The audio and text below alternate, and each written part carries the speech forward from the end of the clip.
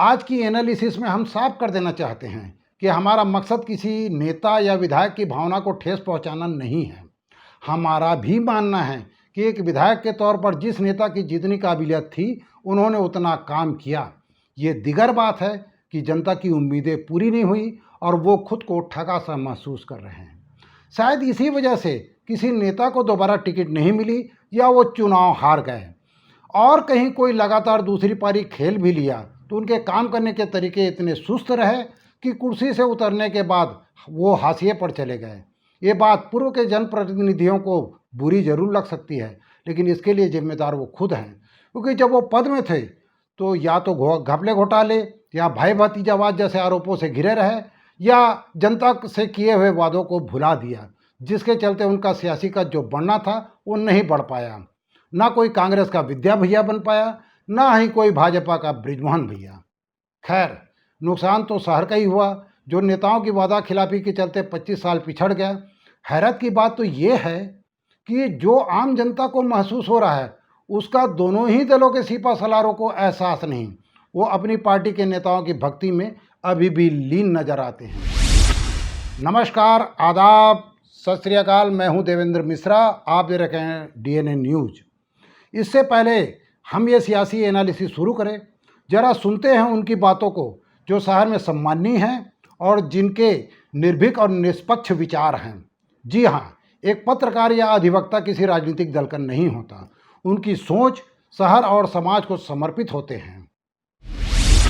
निश्चित रूप से धमतरी काफ़ी पिछड़ चुका है। इसका प्रमुख कारण ये है कि राजधानी में या बड़े रूप से धमतरी का कोई ऐसा नेतृत्व तो नहीं है जो अधिकारपूर्वक यहाँ के लिए कोई हक धमतरी का लेकर आए, जबकि धमतरी शुरू से इस दृष्टि से बहुत धनाढ्य रहा है।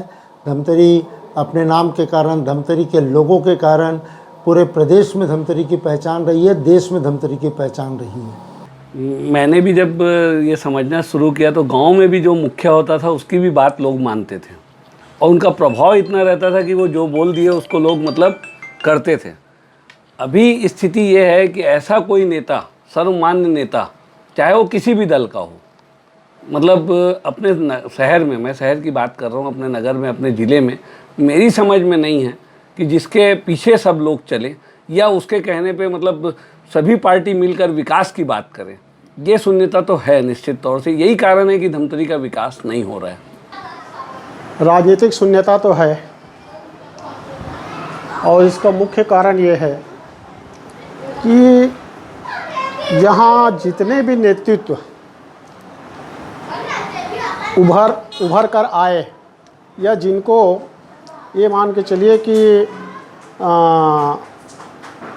ऊपर के हाईकमान जिसको बोलते हैं, वो उनको यहाँ का नेता समझे, वो उनके सही चॉइस नहीं रहा यहाँ के लिए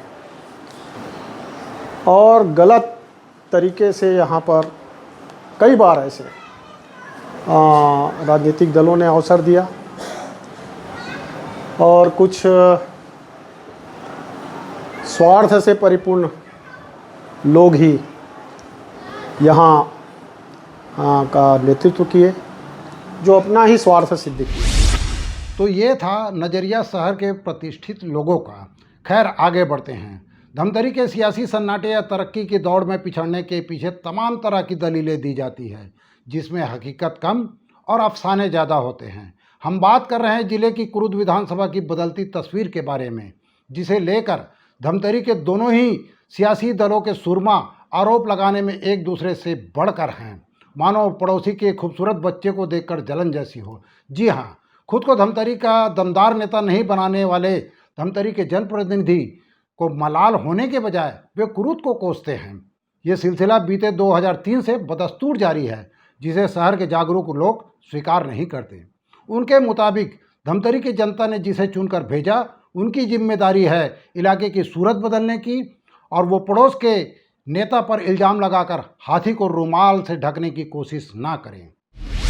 ये आरोप जरूर लग रहा है, लेकिन निश्चित रूप से आप इसका दूसरा पहलू देखें तो अजय चंद्राकर जी के ऊपर अगर आरोप लगाते हैं तो अजय चंद्राकर जी एक कद्दावर नेता कुरुद के लिए हुए, उन्होंने कैसे कुरुद का विकास किया, तो वो एक लड़ाई अपने क्षेत्र के लिए लड़े। तो धमतरी के भी ऐसे लोग कोई नहीं हो सकते क्या जो धमतरी के लिए लड़ाई लड़े, अपना हक धमतरी से लें वो? नहीं, मैं इससे सहमत इसलिए नहीं हूँ कि भाई अगर आप किसी को आरोप लगा के बचना चाहते हो तो ये गलत है। आपको मतलब खुद को इस दिशा में काम करना चाहिए कि भाई वो विकास कर रहे हैं तो वो अपने क्षेत्र में कर रहे हैं, वो मतलब उनकी तुलना तो आप उससे ज़्यादा काम कर सकते हो, यहाँ संभावनाएं ज़्यादा है, जिला में बैठे हो आप, लेकिन आप वैसा करते नहीं हो। नहीं, देखिए प्रॉपर जैसे कुरूद में जो विकास हुआ है वो वहाँ के जो नेता हैं वो तो अपने शहर के बारे में उतना ही सोचेंगे जितना किसी भी व्यक्ति को सोचना चाहिए, किसी भी नेता को सोचना चाहिए। हम चाहते हैं कि वैसा ही नेतृत्व हमको धमतरी में भी मिले जो अपने शहर के लिए सोचे। इसमें कहीं गलत नहीं है कि कुरूद ने विकास किया तो वहाँ के नेता जो माननीय अजय चंद्राकर जी हैं वो निश्चित तौर पर अपने शहर के लिए सोचेंगे, क्यों नहीं सोचेंगे। चलिए देखते हैं ग्राउंड जीरो से डीएनए ब्यूरो रंजीत छाबड़ा की रिपोर्ट, जिन्होंने आम जनता के मर्म को समझते हुए सच्चाई को सामने लाने की एक कोशिश की।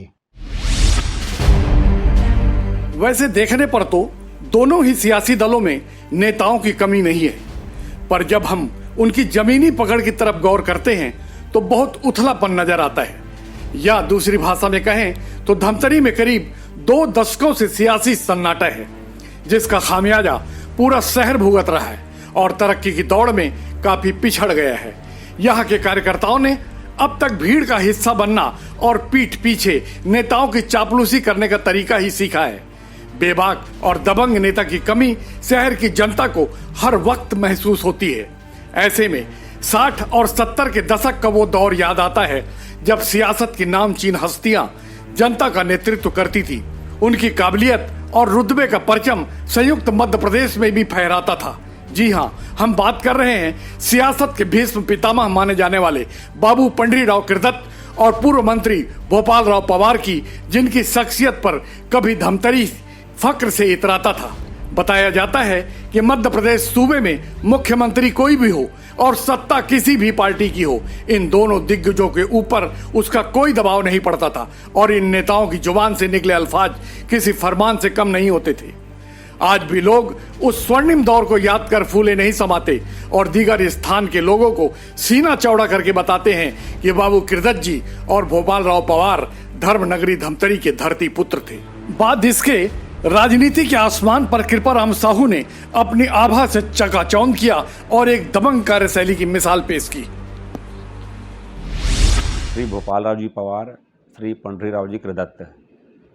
और मुझे सार्वजनिक जीवन में यदि किसी के मैं श्रेय दूं, इतनी सेवा करने का जो मुझे अवसर मिलता है, तो और राष्ट्रीय स्वयंसेवक संघ में मुझे जोड़ने का यदि किसी को यदि मैं श्रेय दूं तो 2 लोग को ही मैं श्रेय दे सकता हूं। समर्पण क्या होता है?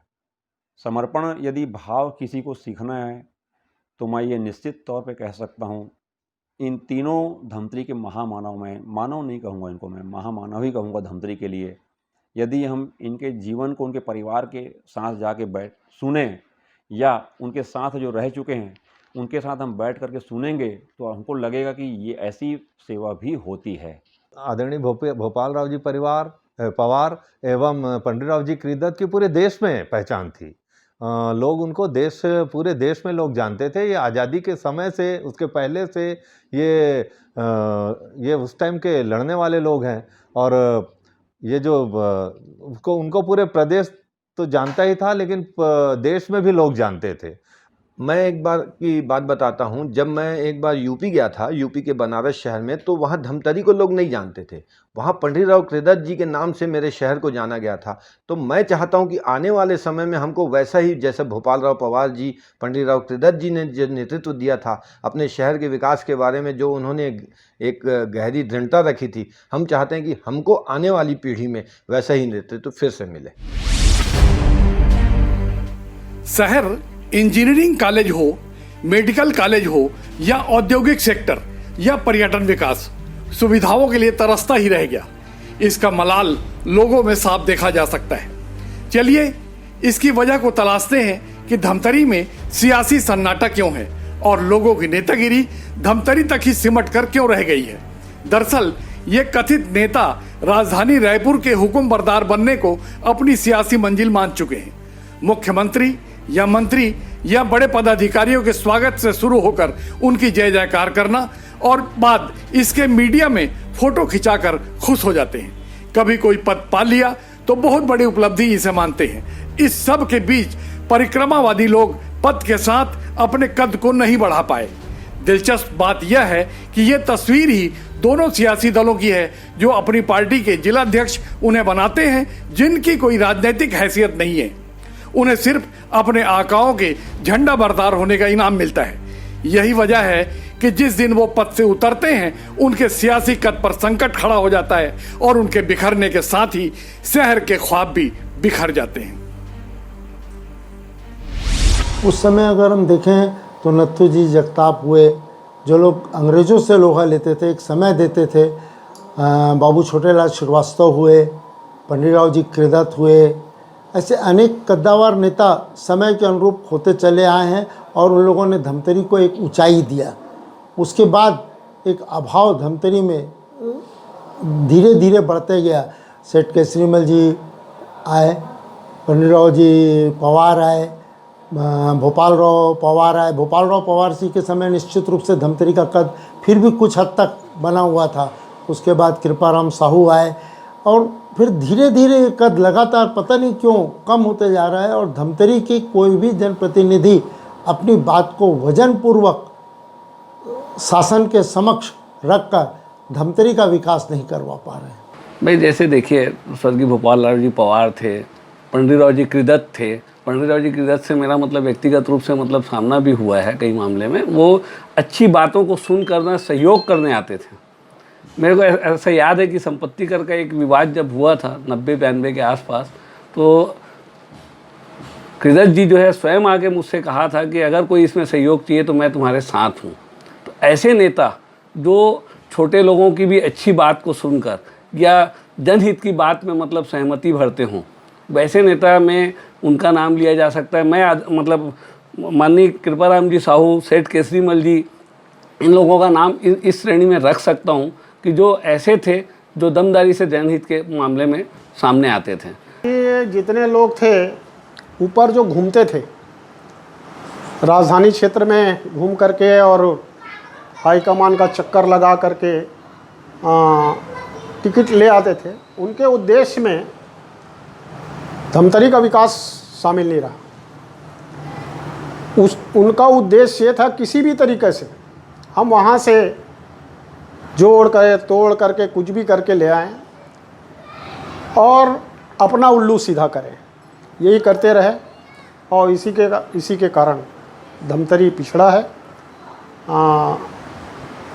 मैं कहूँगा कि और आने वाला समय में भी आज जो सिस्टम दिखता है राजनीति में, और स्वतंत्र रूप से कहूँ तो यही है कि आज भी वही स्थिति है। आज भी इसी प्रकार परिक्रमा करने वाले लोग ही वहाँ से आएंगे। कभी कांग्रेस जीतेगी, बीजेपी जीतेगी, है ना। और जो है मौजूदा मेरी नज़र में, मैं कांग्रेस और बीजेपी दोनों ओर से मैं जानता हूँ, वो धमतरी के विकास सोचने लायक लोग है ही नहीं अभी। धमतरी में दबंग नेतृत्व नहीं उभरने की एक खास वजह यह भी है कि सियासी फिजा में गुटबाजी का जो जहर है, इसी के चलते लोग अपना मजबूत आका तलाशने पेंडुलम की तरह कभी इधर तो कभी उधर भटकते रहते हैं। दोनों ही पार्टियों के जिला कार्यालय इस बात के गवाह हैं कि कोई भी कार्यक्रम हो या बड़े नेता मंत्रियों की आवाजाही हो, नारे लगाने, फूल माला पहनाने और ताली बजाने वालों की ही कतार सामने दिखती है। चाटुकारिता और चापलूसी इस हद तक आगे बढ़ी है कि राजधानी के किसी आका के साथ अपनी एक झलक मीडिया के कैमरे में कैद करवाने या अपनी तस्वीर किसी बड़े नेता के साथ खिंचवाकर अखबारी पन्नों में छपवाने को अपनी राजनीतिक कैरियर की उपलब्धि मानते हैं। फोटो छाप नेता अपने वजूद को बचाने की फिराक में इस कदर मस्त हैं कि कभी वे खुद के नेतृत्व की सोच विकसित नहीं कर पाए।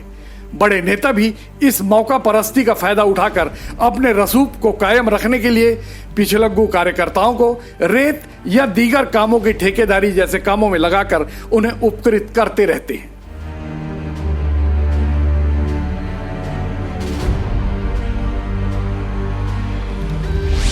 है ना, पहले क्या है कि यहाँ पर नेतृत्व था धमतरी में, अब यहाँ पर धमतरी में दरबारी की संख्या बढ़ गई है, नेतृत्व विहीन हो गया है और हमारे ही लोग हमारे विकास को एक दूसरे की टांग खींच के कभी किसी को बढ़ने देना नहीं चाहते। दबंग नेता है यहाँ पर, पोटेंशियल बहुत है धमतरी शहर में, लेकिन कहीं ना कहीं आपसी खींचतान के कारण मुझे लगता है कि धमतरी शहर के जो एक्चुअल में जो विकास होना था, जो नेताओं के द्वारा जो हमारा भरोसा रहता है दोनों पार्टियों के ऊपर, वो नहीं हो पाता है। अपना महत्वाकांक्षा उनके आड़े आ जाती है, शहर विकास बाद में आ जाता है।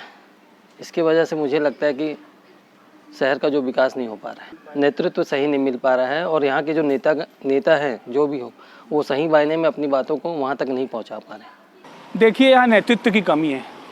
आज आप हमारे पूर्व मंत्री अजय चंद्राकर जी को देखिए, उन्होंने कितनी विकास किया है कुरूद में।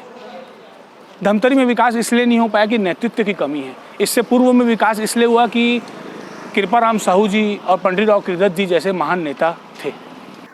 क्या है, पहले जो रहते थे ना नेता लोग, ईमानदारी से काम करते थे, है ना, जनता के भलाई के लिए काम करते थे और ईमानदारी से काम करते थे और जनता की सेवा के लिए पूरी तरीके से काम करते थे, है ना। और आज के नेता जो है ना, वो सब पहले बताए ना, अपना सिर्फ देखते हैं, अपना काम बनता हो भाड़ में जाए जनता वाला हिसाब सिर्फ, है ना।